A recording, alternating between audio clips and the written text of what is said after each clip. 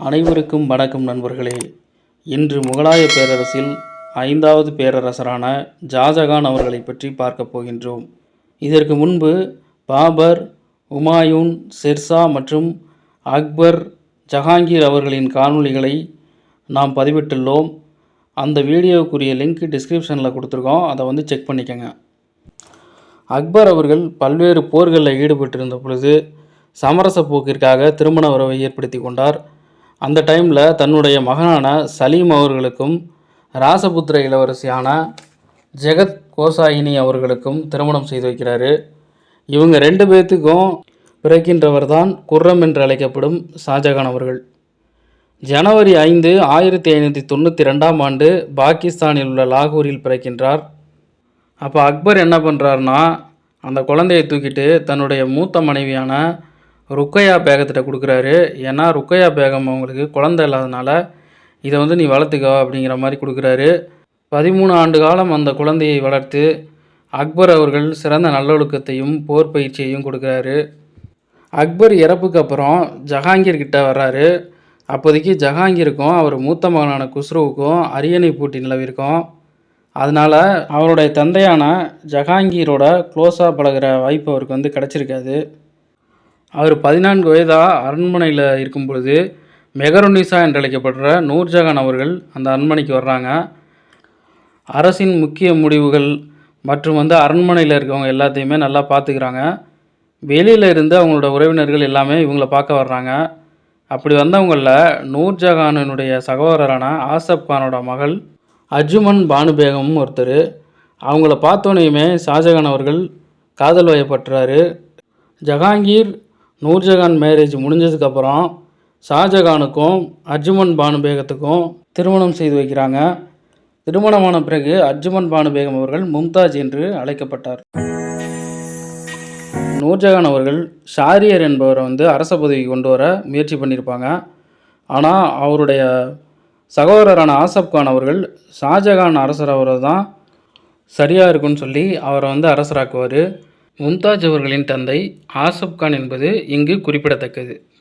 ஷாஜகான் அவர்கள் 1627ஆம் ஆண்டு பதவியேற்ற போது அவருக்கு எந்தவித பிரச்சனையுமே கிடையாது. பாதுகாப்பானதாகவும் சவால்கள் அற்றதாகவும் தான் இருந்தது. இவருக்கு கீழ் பணிபுரிந்த தெற்கு பகுதியினுடைய ஆளுநரான பிர்லோடி என்பவர் இவருக்கு பிரச்சனை கொடுத்துக்கிட்டு இருக்காரு. இவர் என்ன பண்ணுறாருனா, ஹெல்ப்புக்காக தக்கான பகுதியில் உள்ள அகமது நகர் அரசரான மூர்தசா நிசாம் ஷாட்டை போயிட்டு ஹெல்ப்பு கேட்குறாரு. அதனால் அதை புரிஞ்சுக்கிட்ட ஷாஜகான் அவர்கள் தக்காணத்திற்கு படையெடுத்து போயிட்டு அவரை தோற்கடிக்கிறாரு. இதன் விளைவாக பால்காட் பகுதியை இவர் கைப்பற்றாரு. அது ஹெல்ப் பண்ணார் பார்த்தீங்களா, அந்த மூர்தசாங்கிற அரசர். அவர் மாலவத்துக்கு தப்பி விடுறாரு. இருப்பினும் அவர் கைது செய்யப்பட்டு கொலை செய்யப்பட்டார்.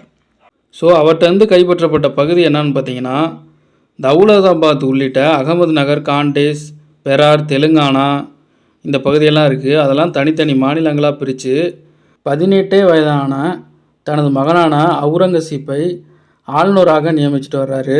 பின்பு 1636ஆம் ஆண்டு அகமது நகரை ஆட்சி புரிந்த மாலிக் அம்பர் இவரை எதிர்க்கிறாரு.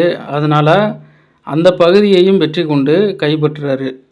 இந்த அகமது நகர் போரின் பொழுது இவருக்கு போர்ப்படை தளபதியாக இருந்தது மகாபத் கான் என்பவர்.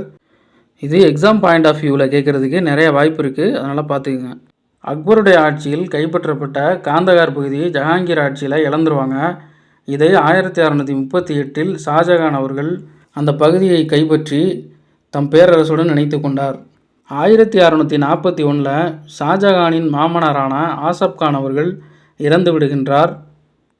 ஸோ அவர் இறந்ததுக்கு அப்புறம் நூர்ஜஹான் எதுவும் பிரச்சனை பண்ணுவாங்கன்னு பார்த்தா எதுவும் பிரச்சனை பண்ணலை.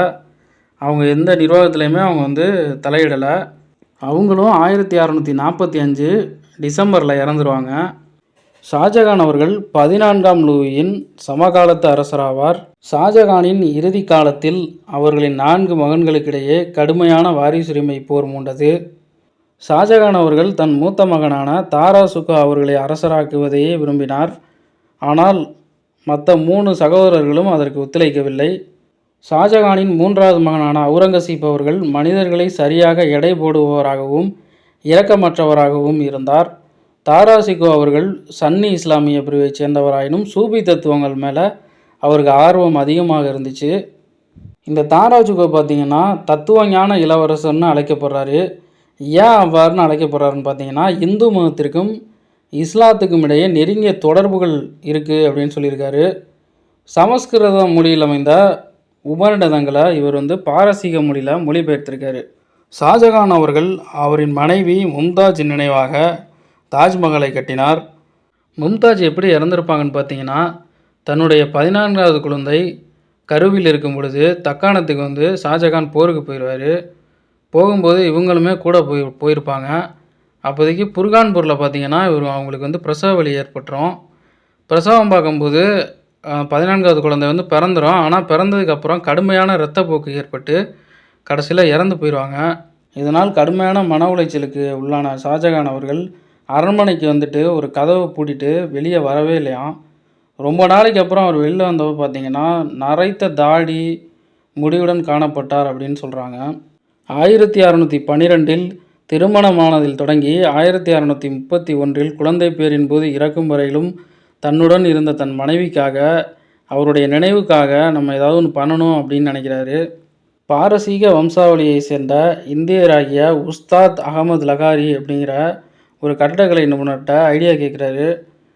அவரும் இந்த மாதிரி நம்ம கட்டலாம் அப்படின்ட்டு 1632 அந்த கட்டிட வேலையை ஸ்டார்ட் பண்ணுறாங்க. எப்போ முடிக்கிறாங்கன்னு பார்த்தீங்கன்னா 1643 முடிக்கிறாங்க. அப்படி இருந்துமே ஒரு சில டிசைனிங் வேலையெல்லாம் முடிக்கிறதுக்கு 1647 ஆயிடுச்சு அப்படின்னு வரலாற்று ஆசிரியர்கள் சொல்கிறாங்க. மேலும் இவர் டெல்லியில் செங்கோட்டையை கட்டுறாரு. ஆக்ராவிலையும் டெல்லியிலையும் பள்ளிவாசல் கட்டுறாரு.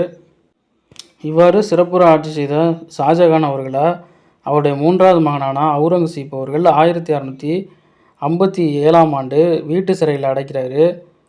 அப்போதைக்கு ஷாஜகானின் மகளான சகனரா பேகம் தான் அவருக்கு தேவையான உணவு இதெல்லாம் கொடுத்து ஹெல்ப் பண்ணுறாங்க. சுமார் 8 ஆண்டுகள் வீட்டு சிறையிலே அடைக்கப்பட்ட ஷாஜகான் அவர்கள் அவுரங்கசீப்பிட்ட ஒன்று கேட்குறாரு. யமுனை நதி கரையில் என்னுடைய மனைவியின் கல்லறைக்கு பக்கத்திலேயே என்னுடைய கல்லறையும் அமைச்சு கொடு அப்படின்னு கேட்குறாரு. 1666 ஜனவரி மாதம் அன்று ஷாஜகான் அவர்கள் மரணம் அடைகின்றார். தாஜ்மஹாலில் அவரது மனைவியின் அருகே நல்லடக்கம் செய்யப்பட்டது. இன்றைய காணொளியில் கட்டிடக்கலையின் இளவரசரான ஷாஜகான் அவர்களை பற்றி தெரிந்து கொண்டோம். பிறிதொரு காணொளியில் மற்றொரு அரசரான அவுரங்கசீப்பை பற்றி பார்ப்போம். டிஎன்பிஎஸ்சி மற்றும் மற்ற காம்படிட்டிவ் எக்ஸாம் படிக்கின்ற உங்கள் ஃப்ரெண்ட்ஸுக்கு இந்த காணொலியை ஷேர் பண்ணுங்கள், சப்ஸ்கிரைப் பண்ணுங்கள், லைக் பண்ணுங்கள், கமெண்ட் பண்ணுங்கள். தேங்க்யூ ஃபார் வாட்சிங்.